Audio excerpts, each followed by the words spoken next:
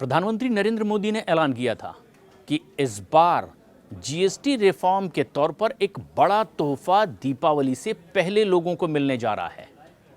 ऐसे में ये समझना बहुत ज़रूरी है कि अक्सर गिफ्ट त्यौहार पर दीपावली पर दिया जाता है, लेकिन दीपावली से पहले ये तोहफा क्यों? क्या है इसके पीछे की वजह? जीएसटी रिफॉर्म गिफ्ट का प्लान आखिर क्या है, ये आप समझ लीजिए। क्योंकि केंद्र सरकार ने 22 सितंबर से लागू करने वाली ये बात कही है जीएसटी दरों को, एक नई जीएसटी दर। और इस फैसले को अर्थशास्त्री और राजनीतिक पर्यवेक्षक दोनों ही बहुत अहम भी मान रहे हैं। प्रधानमंत्री नरेंद्र मोदी ने साफ किया था कि एक बहुत बड़ा गिफ्ट मिलने जा रहा है इस त्यौहार पर, और अब ना सिर्फ उपभोग और सार्वजनिक खर्च को बढ़ावा मिलेगा, बल्कि आने वाले विधानसभा चुनाव से पहले भी आम जनता के बीच एक तोहफा लेकर के केंद्र की मोदी सरकार पहुंचती दिखाई देगी। सरकारी सूत्रों के मुताबिक इस बार त्योहारों के मौसम में उपभोक्ता खर्च रिकॉर्ड स्तर पर पहुंचने की उम्मीद की जा रही है, जिस तरह की उम्मीद है। जीएसटी कटौती नवरात्र के पहले दिन यानी कि 22 सितंबर से लागू होगा।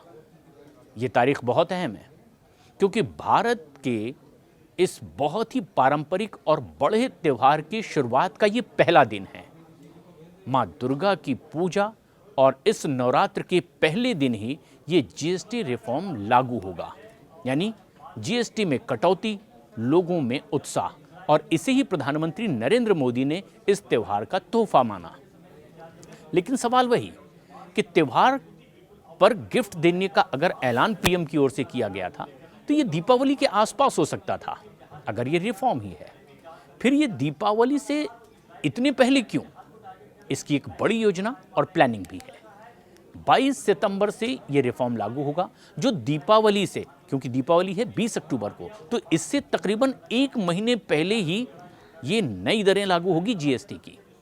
इससे उपभोक्ता खरीदारी को टालने की बजाय और बढ़ावा देंगे, क्योंकि अक्सर भारतीय परंपरा है, त्योहारों पर जमकर खरीदारी की जाती है और इसका प्लान बहुत पहले बना लिया जाता है, तकरीबन महीना 15 दिन पहले ही।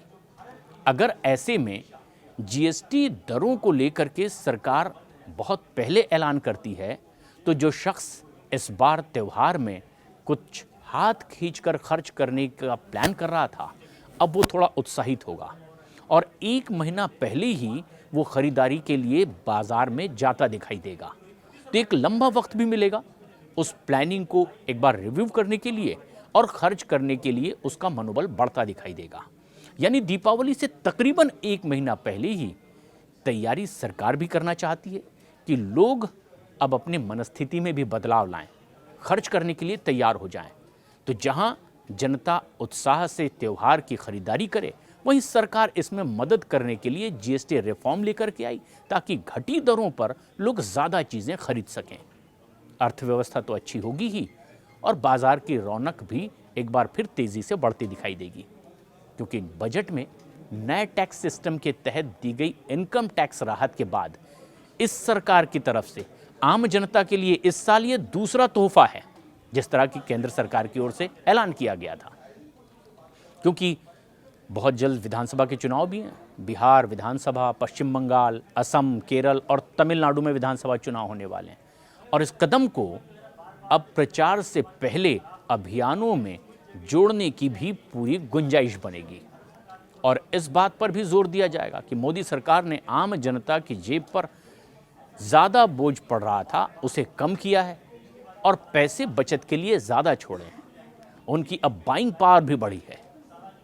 सूत्रों के मुताबिक एक खबर और आई कि प्रधानमंत्री नरेंद्र मोदी ने 15 अगस्त को जो अपने स्वतंत्रता दिवस के संबोधन में कहा कि जीएसटी दरों को सरलीकृत किया जाएगा, दीपावली गिफ्ट लोगों को मिलने वाला है। लेकिन सरकार जानती है कि अगर ये कटौती दीपावली से ठीक पहले या उसी समय की जाती, तो शायद लोग पहले ही मानसिक तौर पर तैयार हो चुके होते कि इस त्यौहार में उन्हें कितना खर्च करना है।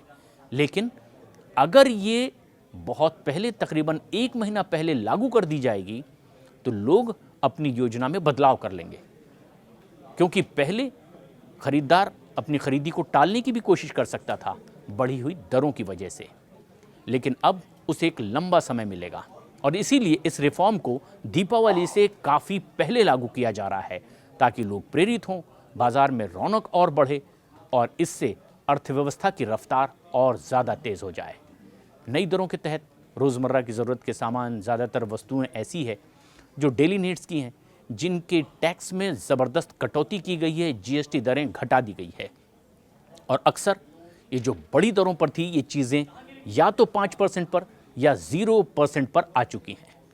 मेडिकल और जीवन बीमा पॉलिसी, इस पर अब कोई जीएसटी नहीं लगेगी। साथ ही साथ जीवन रक्षक दवाएं और ज़्यादातर दवाओं पर दरें कम कर दी गई है और इससे आम आदमी सीधी राहत महसूस करेगा।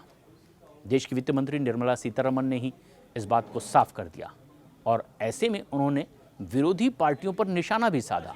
कहा कि यूपीए सरकार जीएसटी लागू ही नहीं कर पाई थी। चर्चा तो खूब हुई क्योंकि राज्यों को केंद्र पर भरोसा ही उस वक्त नहीं था। उन्होंने कहा कि कांग्रेस को यह तय करना होगा कि उसे इस कटौती का समर्थन करना है या फिर विरोध करना है, और अगर ये विरोध करते हैं तो जनता के सामने उनकी असलियत सामने जाएगी कि ना वो तब जीएसटी लागू कर पाए और ना आप कटी दरों का वो समर्थन कर रहे हैं। ऐसे में बीजेपी को केंद्र सरकार को यह उम्मीद है कि कांग्रेस की आलोचना उसे जनता की नज़रों में एंटी पब्लिक साबित कर देगी और ये विपक्ष की एक बड़ी दुविधा होगी। तो मोदी सरकार ने एक बड़ी प्लानिंग की। प्लानिंग ना सिर्फ जो उनके फेवर में जाए बल्कि जनहित की भी दिखाई दे और इससे अर्थव्यवस्था को और रफ्तार मिलेगी। और ये तब करना बहुत अहम था जब ट्रंप की ओर से लगाए गए उस टैरिफ को लेकर दुनिया भर में चर्चा हो रही है और भारत में भी विपक्ष हमलावर है।